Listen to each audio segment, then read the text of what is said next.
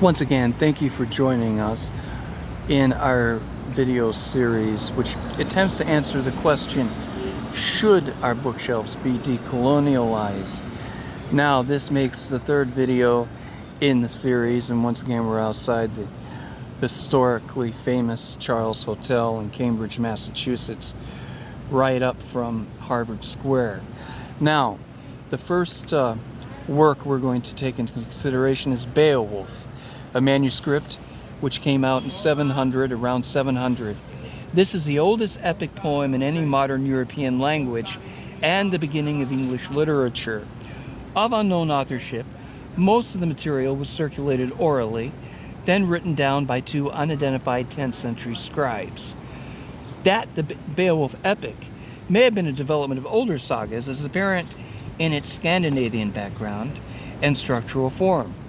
Hrothgar, king of the Danes, builds a palace, Heorot, which is visited nightly by the monster Grendel, who devours Hrothgar's thanes, which is the equivalent basically of earls, and haunts the palace for 12 years. Beowulf, nephew of Hygelac, king of the Geats, a tribe in southern Sweden, arrives with 14 companions to get rid of Grendel. As they're sleeping in the hall of Heorot, Grendel breaks in and devours one of Beowulf's men. Beowulf struggles with the monster, who loses an arm and flees to his cavern beneath a lake to die.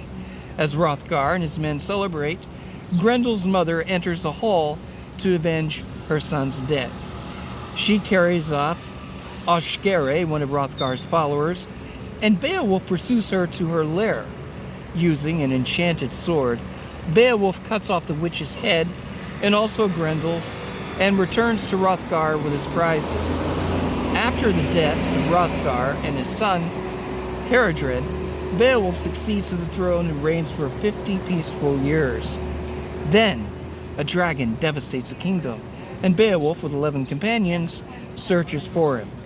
Deserted by all his men except Wiglaf, Beowulf kills the dragon, but is mortally wounded in the struggle himself.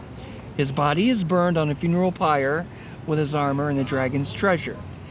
Many details of Germanic court life are included in the saga. Christian spirit pervades the work, yet the background material is derived from ancient pagan legends. Now it remains for you to answer the basic question: should Beowulf, as part not only of the Western canon, but of the world canon, be removed in the process known as decolonializing our bookshelves? Should Beowulf, in other words, be removed as surely and as quickly as one of the ancient Viking berserker warriors was removed from the battlefield?